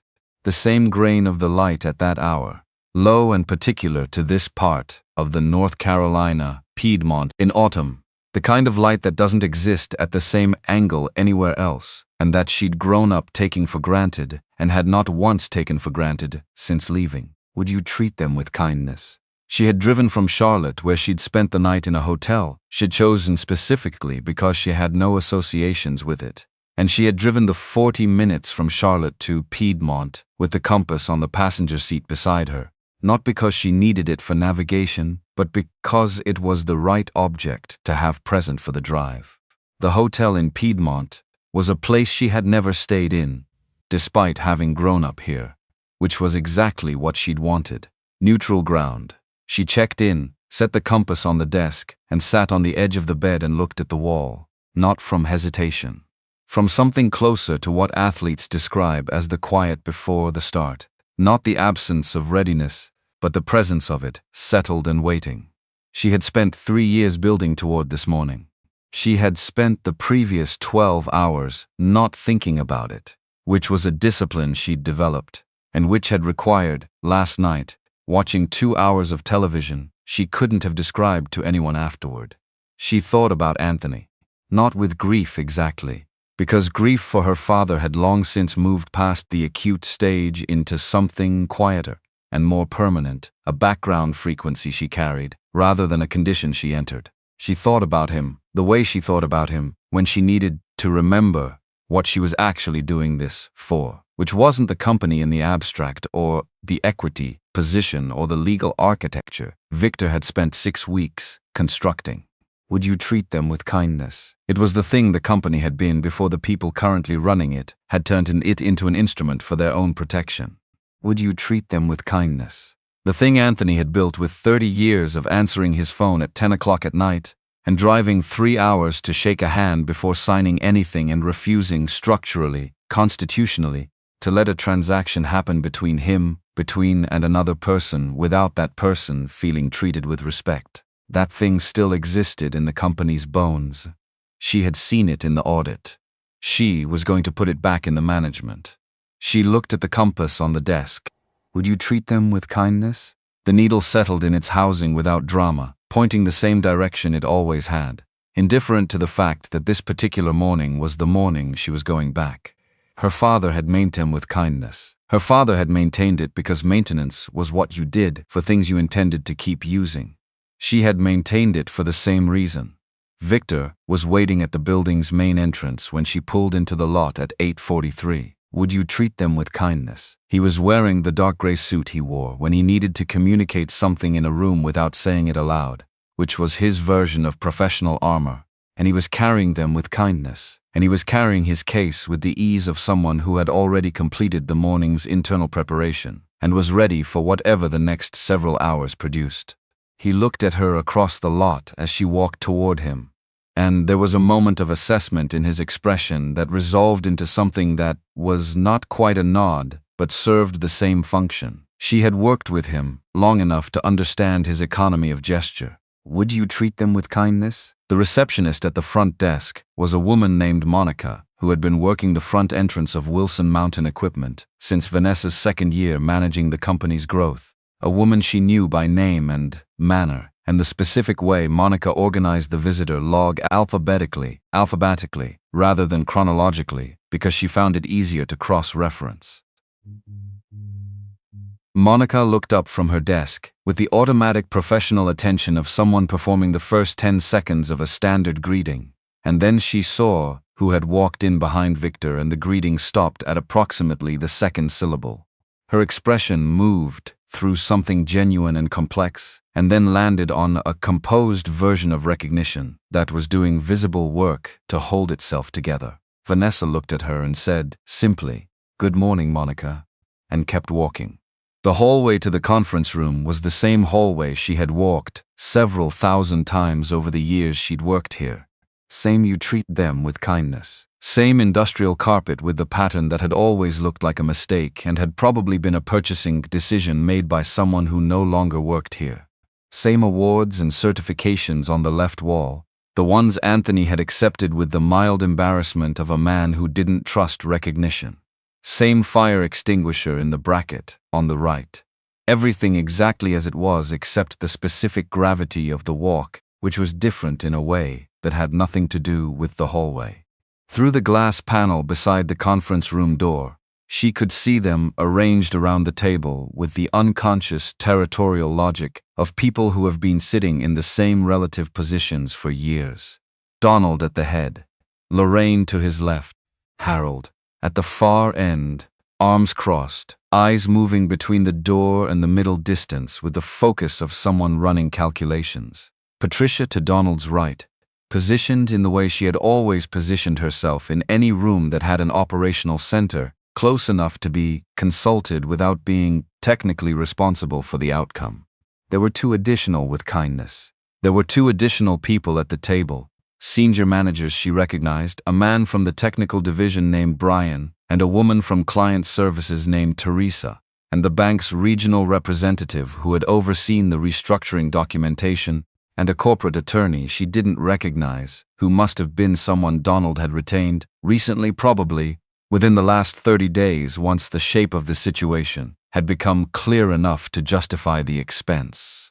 They were all talking, in the low, constrained register of people waiting for something they believe they can manage. She could hear the texture of it through the glass without making out the words. The particular still acoustic signature of a room in which everyone present believes the next hour is going to be difficult but navigable. She had sat in rooms with that acoustic signature many times. She understood what it meant, and she understood what was about to happen to it. Victor opened the door and walked in first. The conversation at the table stopped in the specific way that conversations stop when the person who enters the room is not the person expected. It was not a dramatic silence. It was the small functional pause of a room recalibrating, people looking up to evaluate the new information and returning to their prior state. Victor set his case on the table and reached for the chair to the left of the head position, and did not sit but stood, which communicated that he was waiting for someone else to occupy the primary position. Vanessa walked in. The silence that followed was not the functional kind. She had thought about this moment specifically during the drive from Charlotte, had thought about what it would look like to walk into a room of people who had last seen her on a mountain trail and had made a collective decision about her survival, and to do so in a condition that was the precise opposite of what that decision had calculated for. She had thought about it, and then she had decided, somewhere around the exit for Concord, that what she actually wanted was to not be performing any version of this moment when it arrived. To simply walk in and let the room be what it was and do what she'd come to do. So that was what she did. She walked to the head of the table. The recognition moved through the room in sequence, and she watched it without hurrying it. Donald's face went through something that had several stages, a compression followed by a rearrangement, a visible internal reorganization that ended in the stillness she recognized from their worst arguments, the stillness that preceded something he'd been preparing for longer than the current situation. Lorraine's pen contacted the table before she'd registered dropping it, a small, mechanical fact that her hand had committed to independently of whatever her expression was managing. Harold's face did what Harold's face always did when something went significantly wrong. It went deliberately blank, a professional blankness rather than an emotional one. The controlled absence of expression that means a person is computing rather than reacting. The bank's representative showed nothing because nothing in this development was new to him. The two senior managers, Brian and Teresa, exchanged a look that carried primarily confusion and secondarily something that required a moment to name, and that Vanessa eventually identified as relief, which was the most informative piece of information in the room. Patricia stood up. This was not something Patricia Johnson did for anyone or anything in a professional setting without full intentional choice. She stood up, and the fact that she had done it involuntarily, that her body had overridden whatever the managed version of this moment was supposed to look like, told Vanessa more about her mother's current state than anything Patricia would say in the next hour. Donald was still in the chair at the head of the table. He didn't move immediately. He was waiting for something. Would you treat them with kindness? Some internal signal about what the appropriate response was. And the signal was taking longer than the situation would comfortably accommodate. Vanessa stood at the end of the table and looked at him and waited too, with the particular patience of someone who knows exactly how this resolves and is content to let it take the time it takes. After a long moment, Donald pushed back from the chair and stood. She sat down. Would you treat them with kindness? Victor opened his case and arranged the documentation on the table with the organized efficiency of someone who had rehearsed this presentation, because the presentation mattered, and he was not a person who left things that mattered to improvisation, he explained. In the clear and sequential manner he applied to all legal communication regardless of the emotional charge in the room, that Iron Leaf Procurement Group and its associated holding entities had, through a series of legally executed transactions completed over the preceding months, acquired 72% ownership of Wilson Mountain Equipment through the purchase of the company's distressed debt position from the regional bank and the acquisition of outstanding equity from two minority shareholders. The beneficial owner of the controlling interest in the acquiring entity was Vanessa Carter. Effective immediately, she held operational authority over Wilson Mountain Equipment as its majority owner, superseding the existing management structure for all material decisions. the restructuring agreement executed the previous day, under which Donald and Lorraine and Harold and Patricia had signed, had formalized the ownership transfer and established the terms under which existing debt would be retired and working capital provided. Donald said, "This is fraud."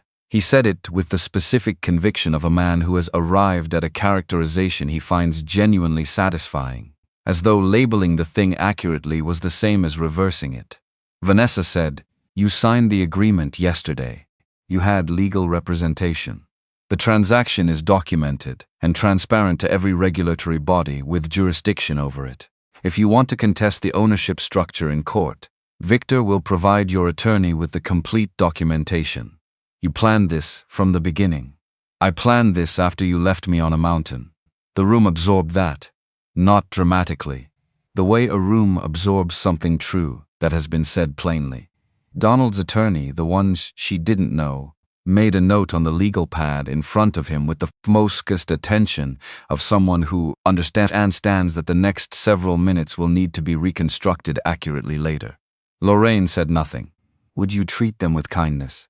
Her pen was still on the table where it had landed and she had not reached for it, which was notable because Lorraine Mitchell was not a person who left objects out of position without reason. She was looking at a fixed point on the surface of the table in front of her, with the concentration of someone doing intensive internal work, and, whatever that work was producing, it was not appearing on her face.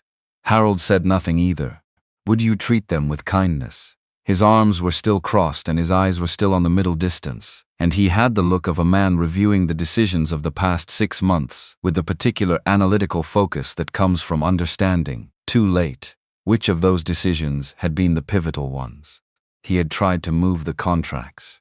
The contracts were still there. He had tried to find grounds to challenge the creditor. The grounds had not existed. He had known, from the moment he'd started looking at the holding company's structure, that there was someone specific on the other side of this transaction. He just hadn't known who until 30 seconds ago. Vanessa looked at the 2 senior managers. Brian, who ran the technical division, and who had been with the company since Anthony's last expansion in 2009, was looking at her with the focused attention of a man trying to determine what the next week of his professional life looked like. Teresa, who managed client services, and who had called Vanessa twice in the months after she'd left, calls she had not been able to return for reasons that were obvious in retrospect, was looking at her with something simpler. Just recognition. The particular recognition of seeing someone you trusted come back. She told them directly. She said that nothing about the company's operations would change that morning.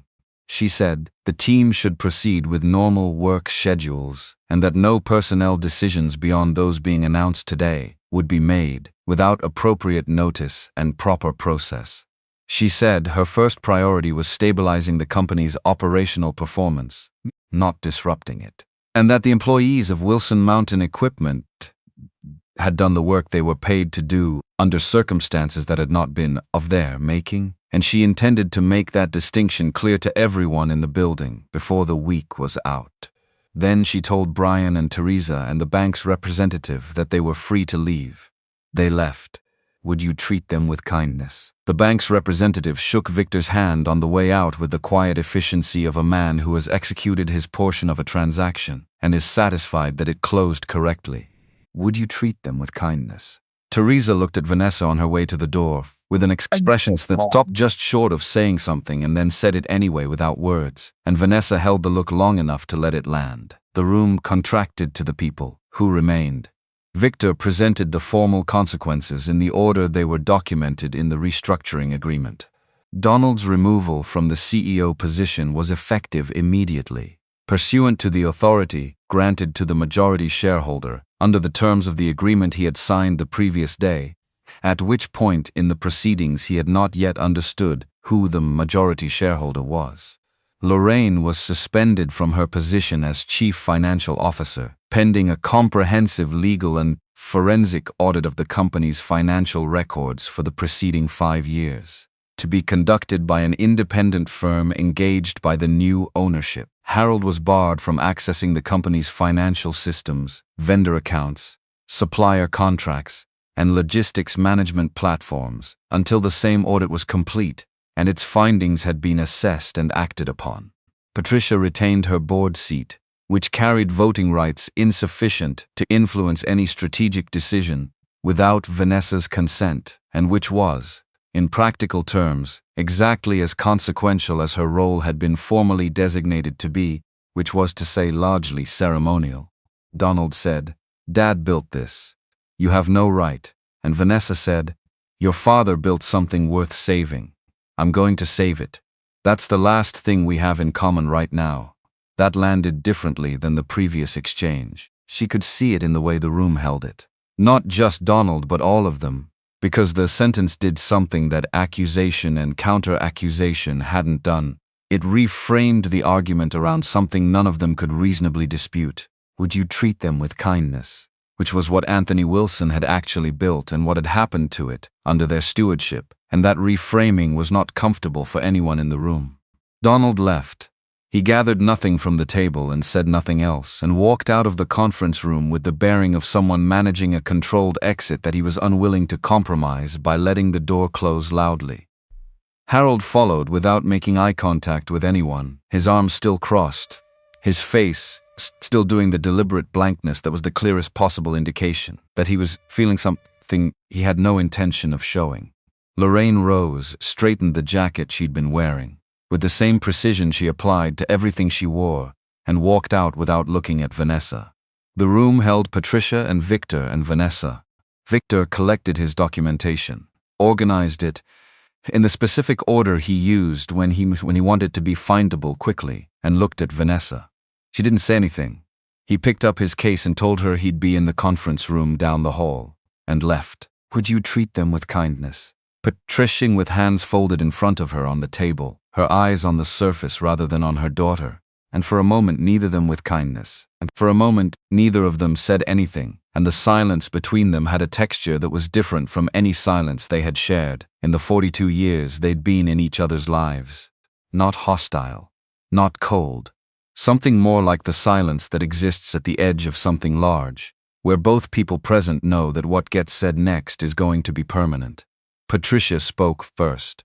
Her voice was the voice Vanessa had grown up with, measured and settled, the voice of a woman who had almost never been uncertain about what she believed was right. And what it carried now was not uncertainty exactly, but something adjacent to it, a quality she didn't have a word for that she had never heard in her mother's voice before. Patricia said, "I didn't plan what happened on that mountain." She said it carefully, precisely, not saying it hadn't happened, not saying the outcome had been accidental, saying she had not planned it, which was a distinction that held, if you were being honest about it, a different kind of weight than either of the alternatives, because planning required intent at the beginning, and what to treat them with kindness.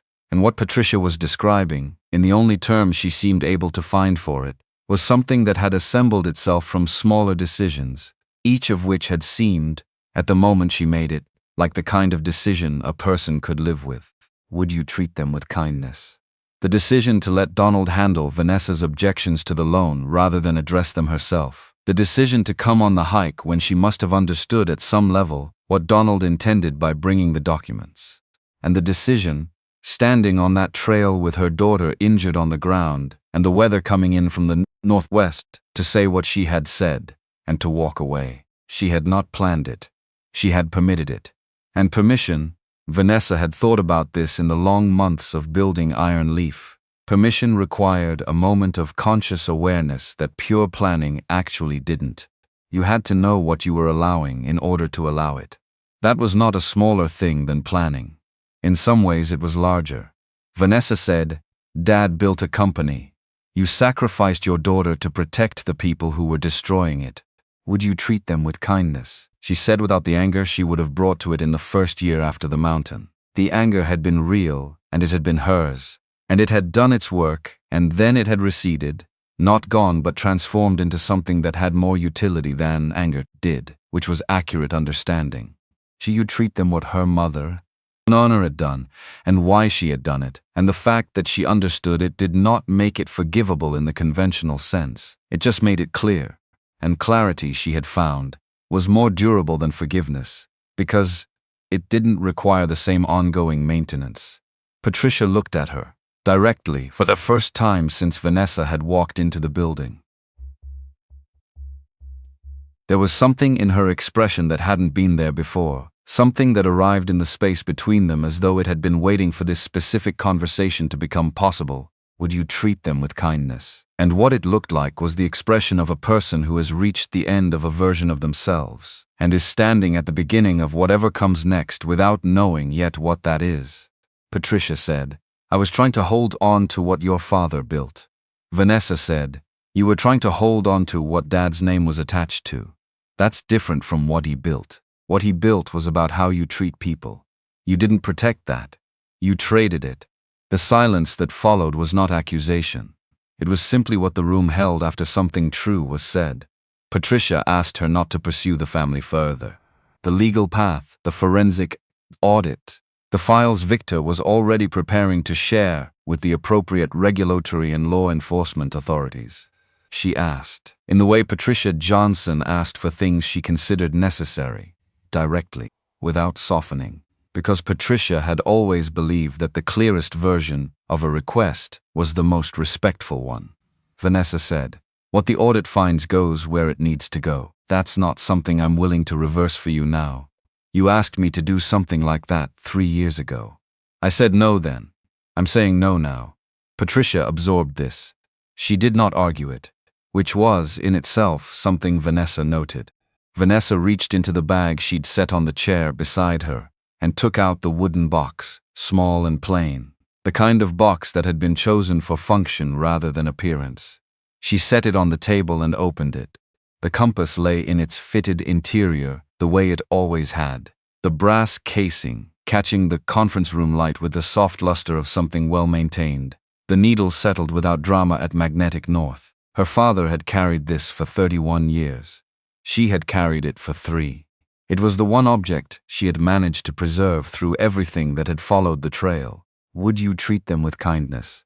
Through the forestry station and the ambulance, and the hospital and football of Portland traffic, and 12 months of building Iron Leaf on the income of a consulting firm with one client, through all of it, the compass had been in the inner left pocket of whatever jacket she was wearing, not as a talisman or a ritual, but as a reminder of a very specific thing her father had taught her. She said, "He told me when you're lost, the compass doesn't care about your situation. It only shows you true north. And from north, you can work out everything else." Patricia looked at the compass in the box on the table between them. Vanessa said, "When you're lost, you don't keep following the people who led you the wrong way. You find your own direction." She closed the box. She left it on the table. Would you treat them with kindness? She stood and picked up her bag and walked out of the conference room, and didn't look back, not because she was performing a conclusion, but because there was nothing left in that room that required her presence. Would you treat them with kindness? And she had learned in 3 years of building things from nothing that the most expensive thing you can do with your time is spend it in spaces that have already given you everything they have. The hallway felt different on the way back toward the lobby. Not lighter exactly, more accurate. The weight was the same, but the weight was real now, properly attributed, no longer carried as the residue of something uncertain. Would you with kindness? She found Victor in the smaller conference room at the west end of the building, sitting at a table with his case open, and 3 separate documents organized in front of him with the arrangement of someone who was already working on the next thing. He looked up when she came in and she said, "It's done." He said, "All right," and closed the first document and opened a different one. Would you treat them with kindness? The conversation with the employees happened 2 days later, because she wanted to give the building time to settle before she stood in front of it. 120 people in the main assembly area gathered from both shifts, because she'd asked both shifts to come if they could, which they had, almost entirely, which was itself a piece of information. She had seen the way the workforce of a company that's been managed badly develops a particular wariness, a learned distrust of announcements and meetings and all-hands gatherings, because those things in a badly managed company tend to precede bad news. The fact that 120 people had shown up anyway told her something about what they were still capable of. She did not speak from prepared remarks. She said, "I want to tell you what I found when I looked at this company's books. Would you treat them with kindness? The financial problems you've been working around for the past 2 years didn't come from your work. They came from decisions made above you by people who are no longer in positions to make decisions. You came in and did your jobs under conditions that were not your fault, and I want you to hear that from me directly before I say anything else." She said treat them with kindness. Some other things after that, about the audit and what it would involve, about the personnel changes that had already taken effect, and what the operational plan for stabilization looked like. Would you treat them? About the supplier relationships she intended to rebuild, and the client conversations she was going to have personally over the next 6 weeks. She said all of it clearly and without hedging, because these were people who had been managed with insufficient honesty for long enough that directness was the only register that was going to register as genuine. When she stopped speaking, the room was quiet for a moment. Would you treat them with kindness? The kind of quiet that isn't uncomfortable, that is simply the sound of people processing something they haven't heard in a while.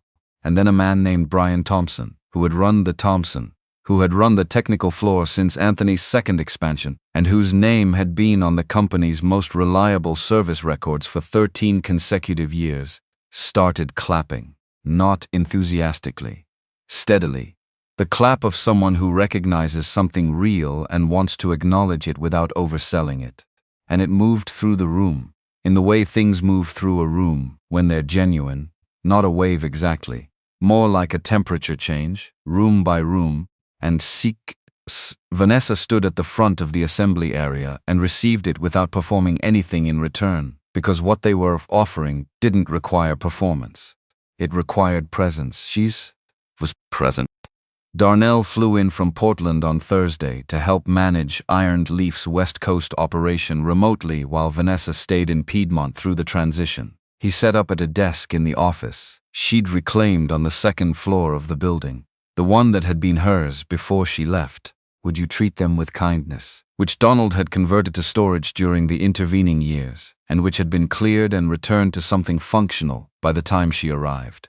Darnell had the quality she'd relied on since the beginning, which was that he adapted to the operational reality in front of him without requiring it to be different from what it was.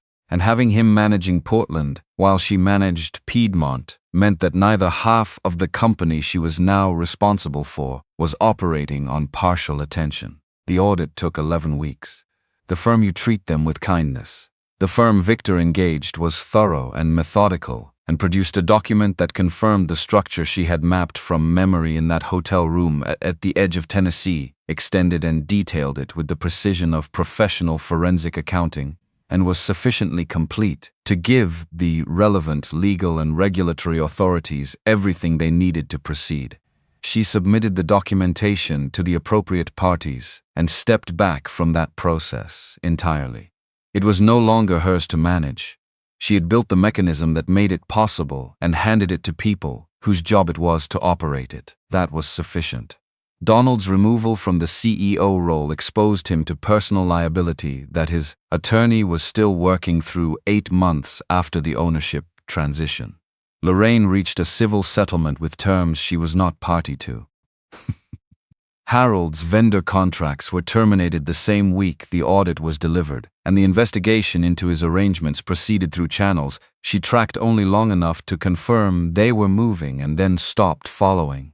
Could you treat them with kindness? Prisha retained the board position that meant nothing, and Vanessa saw her twice in professional contexts in the year that followed, briefly in rooms that also contained other people, and both times they conducted themselves with the specific formality of people who share a history too large to summarize, and have agreed without discussing it, not to try. The company's first profitable quarter under new ownership came 14 months after the transition closed. Not dramatically, not in a way that generated industry coverage or required a press release.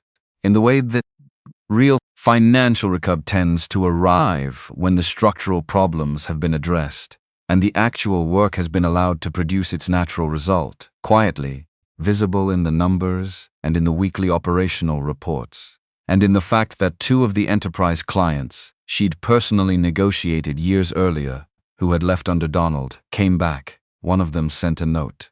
She kept it. She and Victor had the naming conversation in the 9th month. Would you treat them with kindness?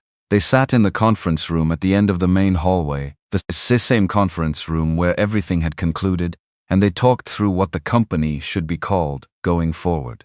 She was clear about one thing from the beginning of that conversation. The name Wilson was not going on the new building.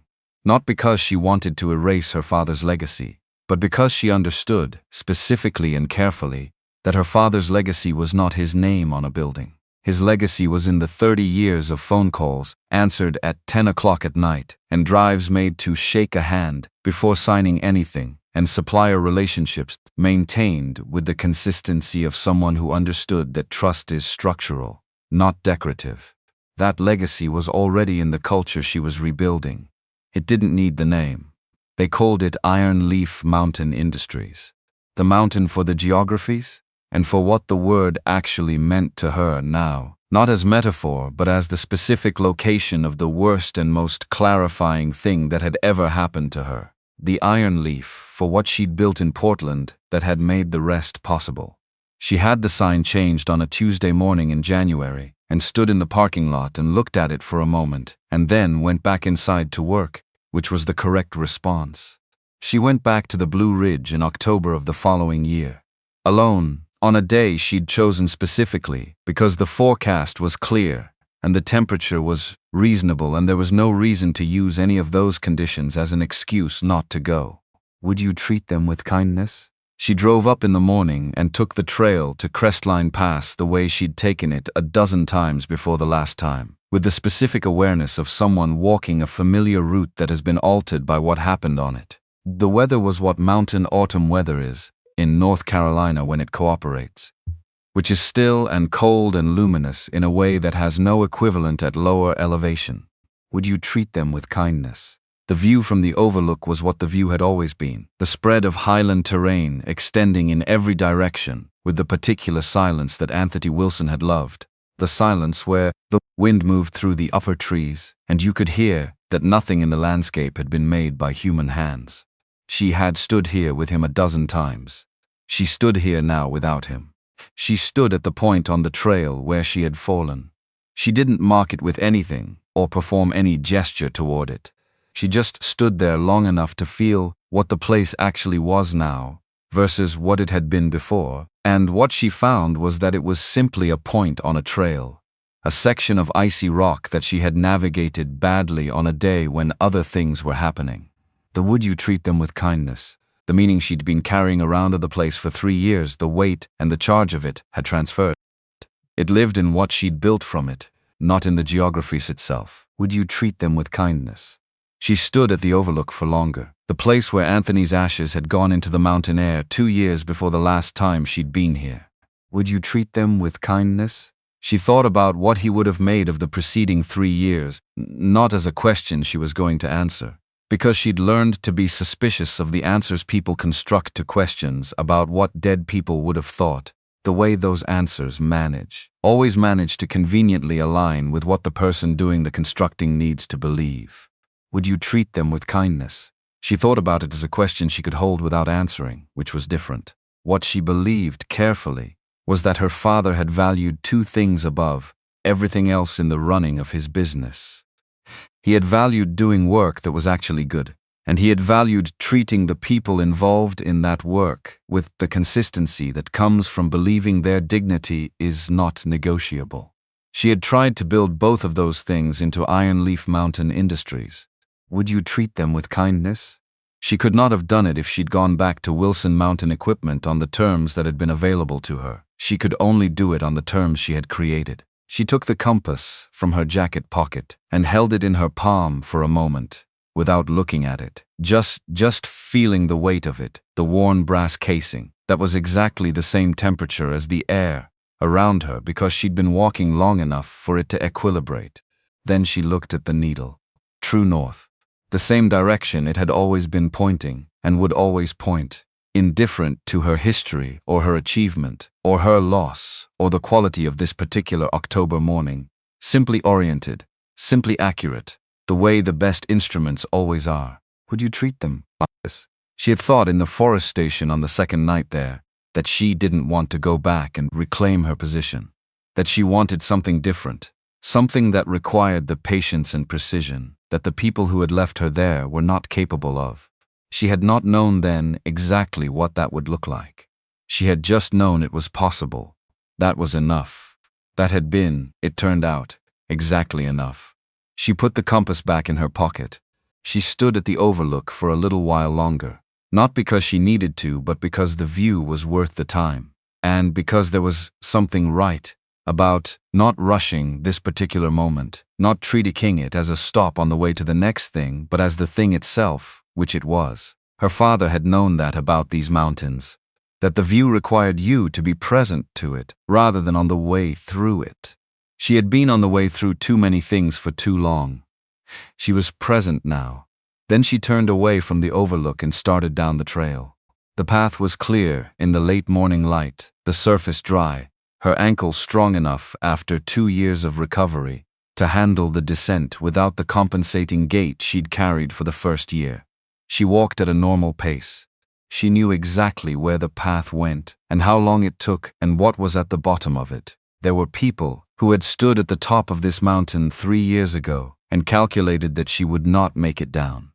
Would you treat them with kindness? They had based that calculation on everything they thought they knew about who she was, a version of her that had been assembled from how useful she'd been to them and how completely she had accepted their framing of what she was worth and what she was capable of. They had looked at that assembled version and decided it could be eliminated by elevation and cold and the removal of a phone and a set of keys. And they had been so confident in that calculation that they had not thought to ask the more important question, which was what she would build if she survived. She had survived.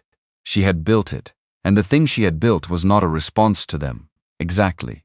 It was not the conversion of their specific harm into a specific countermove. It was what she would have built anyway if she had found a way to leave on her own terms 3 years earlier. Would you treat them with kindness? It was just the version of the building that came after the mountain, which meant it was built with the knowledge of what she was capable of in the worst possible conditions. The knowledge that could not have come any other way, that required exactly that kind of extremity to become undeniable. Not to anyone else but to her. They had wanted her gone. She had gone and built something, and come back and bought the thing they were protecting. And the thing that she carried from all of it, the thing that had survived the mountain and the forest station and the hospital and 4 days in a hotel room at the edge of Tennessee and 2 years in Portland and everything that followed, was not the anger and not the strategic intelligence and not even the equity position she now held in a company that bore her father's original geographic claim to this land. It was the knowledge, simple and durable, and not requiring any maintenance at all, of exactly whose lot she was, when there was nothing left to be but herself. The trail was clear. She knew where she was going. She walked down the mountain.